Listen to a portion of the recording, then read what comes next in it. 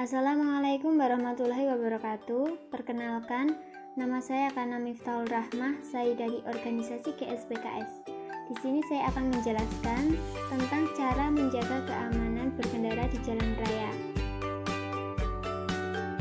Yang pertama, ada pengertian. Keselamatan dalam berkendara adalah suatu usaha yang dilakukan dalam meminimalkan tingkat bahaya yang akan terjadi selama berkendara dan memaksimalkan keamanan dalam berkendara. Yang kedua, ada tips berkendara aman di jalan raya. Yang pertama, gunakan helm atau sabuk pengaman. Bagi Anda pengendara motor, menggunakan helm adalah hal yang sangat wajib untuk dilakukan, baik pengendara maupun penumpang. Sama seperti helm bagi pengendara motor, menggunakan sabuk pengaman bagi pengendara mobil sangatlah penting. Yang kedua, hindari menggunakan telepon genggam. Biasakan Anda untuk tidak menggunakan telepon genggam sama sekali ketika berkendara, karena akan membahayakan keselamatan Anda. Yang ketiga, periksa kendaraan secara berkala. Lakukan pemeriksaan dan perawatan kendaraan Anda ke bengkel terdekat untuk mengetahui lebih lanjut mengenai kondisinya, apakah layak jalan atau butuh dilakukan penggantian komponen agar terhindar dari hal-hal yang tidak diinginkan selama berkendara. Yang keempat, berkendara secara perlahan tapi pasti. Saat berkendara, selalu jagalah kecepatan secara stabil untuk menghindari tabrakan dengan mobil lain atau pejalan kaki. Namun, hindari juga melaju kendaraan Anda dengan kecepatan yang terlalu lambat sehingga menghambat pengendara lain. Yang kelima, membawa barang seperlunya saja. Jika kendaraan Anda membawa beban secara berlebihan, maka akan mempengaruhi konsumsi BBM yang semakin boros. Oleh karena itu, hindari membawa barang secara berlebihan ketika berkendara, baik Anda menggunakan mobil ataupun sepeda motor. Untuk yang nomor 6, itu sama halnya dengan nomor 3, yaitu memeriksakan kendaraan secara berkala. Yang ketiga, di sini ada nomor penting yang wajib kalian tahu. Jadi, di sini ada beberapa nomor yang wajib kalian simpan di telepon genggam kalian untuk berjaga-jaga apabila terjadi hal-hal yang tidak diinginkan. Bisa kalian lihat sendiri. Untuk nomor 1, yaitu nomor telepon polisi untuk laporan kejadian kecelakaan dan kejahatan. Nomor 2, nomor telepon pemadam kebakaran. Nomor 3, nomor telepon untuk memanggil ambulan. Nomor 4, nomor telepon untuk menghubungi badan SAR. Nomor 5, nomor telepon untuk menghubungi posko bencana alam. Nomor 6, nomor telepon untuk gangguan listrik. Dan yang terakhir, nomor darurat umum bila jaringan seluler terbatas. Yang keempat, ada tips berkendara di jalan rusak. Yang pertama, kurangi kecepatan berkendara Anda. Sebaiknya, ketika mengetahui jalan di depan rusak seperti berlubang, ada baiknya untuk pengemudi melajukan kendaraan secara pelan-pelan sebelum sampai di titik jalan yang berlubang, dan sebaiknya tidak menginjak rem terlalu kuat pada saat ban memasuki lubang, karena ketika menginjak rem terlalu kuat, ban dan flek akan menerima benturan yang kuat dari pinggiran lubang. Yang kedua, jaga jarak dari kendaraan lain.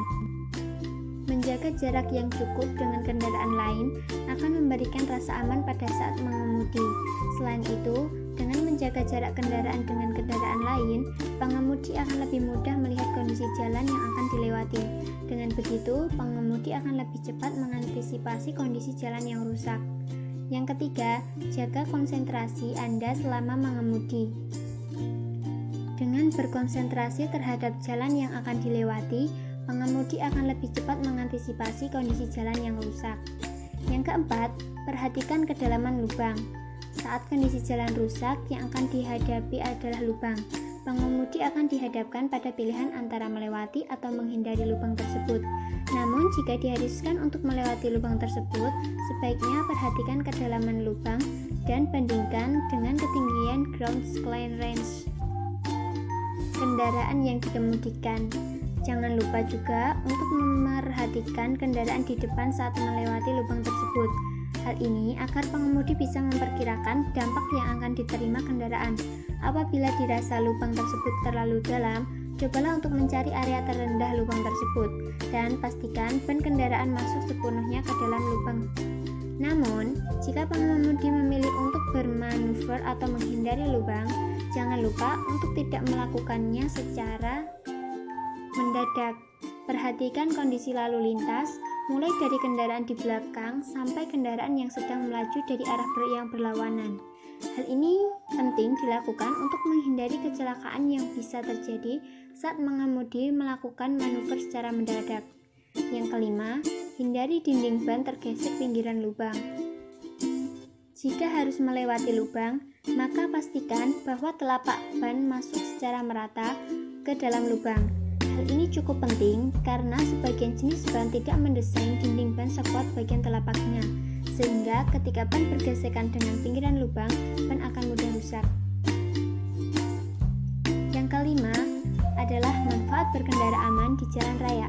Yang pertama, sampai tujuan dengan selamat.